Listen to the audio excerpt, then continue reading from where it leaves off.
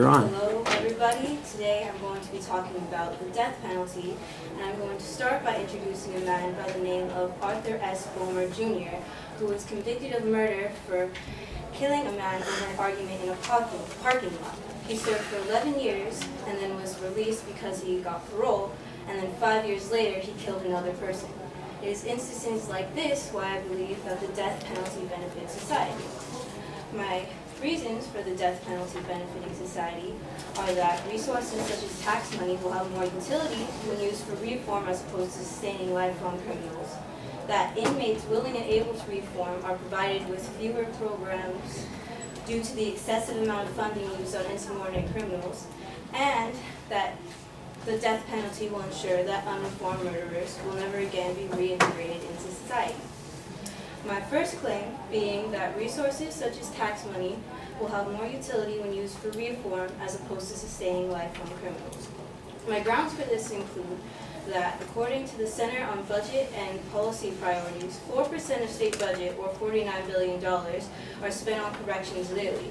A more effective use for this money would be designating it for reform programs such as AA, anger management, and education, as opposed to extended housing, feeding, and clothing of lifelong criminals that will never get back to society. Another grounds for this first claim is that Annie Laurie, a reporter that specializes in political and economic policy, states in her article, True Crime Costs, that every murder costs $17,252,656, whereas according to the Texas Department of Criminal Justice, the cost of a lethal injection is $86.08. Therefore, the tax money that we spend on corrections would be more effectively used if the death penalty were practiced. My second claim is that inmates willing and able to reform are provided with fewer programs due to the excessive amount of funding used on insubordinate criminals. According to the Prison Fellowship, religion is good for inmates that help them to accept guilt-related failures in life, remorse for criminal acts, and pain from dysfunctional family backgrounds. Unfortunately, this space would exist. It is not typical of all jails because there is a lack of space and security staff. This space would exist if not for the excess criminal occupancy. Another thing supporting this is that there's usually a certain amount of competition among inmates for jobs that offer greater opportunity for future employment. When lifelong inmates take these jobs, they are not available for inmates that do plan to reform. And third, medical and dental care within a prison is very limited. With more prisoners, the limit can only increase, meaning that there will be less medical attention for inmates that wish to reform, so long as lifelong criminals exist within the system. So if there were less criminals taking up space, there would be more religious programs, there would be more jobs for the criminals that plan to reform, and there would be more medical attention for the criminals that intend to come out. My third and final claim is that the death penalty ensures that unreformed murderers will never again be integrated into society. Right now, there are still murderers being released, such as James Aaron McKinney, who was convicted of capital murder and sentenced to other than death, and who was later released only to kill Chrissy Murdens in another home invasion robbery. Another man by the name of Michael Murdow was convicted of capital murder and sentenced to other than death and later released as well, who then continued to murder a man, David Reynolds, and not only killed him, but beat him to death and then dumped the body after severing his head and pulling out his teeth. And then, to support that the death penalty ensures unreformed murderers will never again be integrated into society, right now, since taking office 3 years ago, Jerry Brown has affirmed 82% of the parole board decisions, resulting in a record number of inmates with life sentences going free. And with the amount of murderers that are released and kill again, this is unwise because if the death penalty were practiced, these murderers would not be able to be reintegrated into society like the ones such as James Aaron McKinney and Michael Murdow, and even Arthur S. Bulmer, who was introduced at the beginning. Therefore, the death penalty benefits society because resources such as tax money will have more utility when used for reform as opposed to sustaining lifelong criminals. inmates willing and able to reform are provided with fewer programs due to the excessive amount of funding used in subordinate criminals.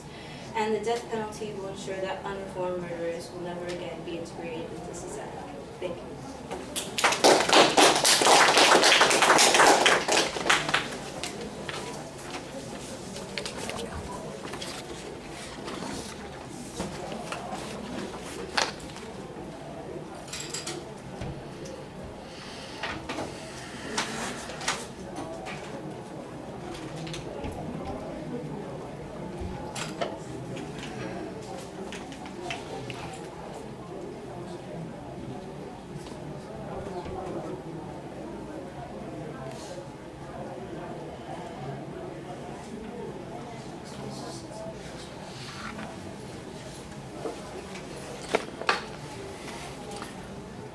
All right, Becca, the proposition's clearly identified. You lay out the contents at the beginning of the speech, although your phrasing of those supporting points needs to be, I think, a little bit clearer, and you need to slow down a bit when you're presenting them. I couldn't understand at first what the whole second point was that you were making. Now, fortunately, when you get to the body of the speech, your signposts are a little bit more distinct, and at the end of that second point, as an example, I thought you had a good internal summary that kind of clarified what the argument was that you were making, but you kind of rush into it without much context, and you're already making claims, and I didn't. What is the point that she's trying to make? Fortunately, like I said, the internal summary helped quite a bit on that particular point. I do think that there are some presuppositions in here that need to be documented. For instance, that there are limited resources for the prison system, because it sounds to me like part of your argument is really about increasing the amount of money that we spend on prisons, not necessarily getting rid of people who are in the prison system. There seems to be an inference that there's a large number of people who should be executed, and as a consequence that would save us a bucket load of cash, but I don't get any numbers on that. I don't have any estimate as to how much money that would be, and the assumption that those resources compete in the prisons for those other kinds of things that you're talking about, including medical care issues, I think that needs to be documented a little bit more effectively. The first point is really, about the utility of how we spend our money. And again, this comes down to, look, murder is bad. The question is, does the death penalty reduce the costs in that regard? And you talk about it just when it comes to the point of the actual execution, and you mentioned that $86 versus the $17 million for a murder. I think that probably leaves out a lot of other considerations about the cost. For instance, capital cases, and when they go to trial, typically cost more than life imprisonment cases, that sort of thing. So I think it's a lot more complex issue than you've gotten to in that first point. On the third point, you signposted it pretty well. We know you've got some good examples that illustrate your point. There's a statistic that you present at the end about Jerry Brown and the way he's granting either approving the parole board's decisions or something about people who've been sentenced to life. Well, people who have been sentenced to life are not the ones who are on death row and need to be executed. If there's an argument that says that we ought to get rid of life imprisonment as a sentence and just replace it with the death penalty, that's a policy claim, but your argument could be phrased that says executing all people who are currently sentenced to life would save this money. That would be a claim of fact, and that would probably make your argument, I think, a lot more substantial, because then you could show that we have a huge population of people who are serving life sentences and that they're a drain on our resources. I think that would be a little bit clearer. As it is, it sounds like it's really about people who are on death row and aren't being executed currently, and your numbers are not as convincing on that particular point. All right, thank you.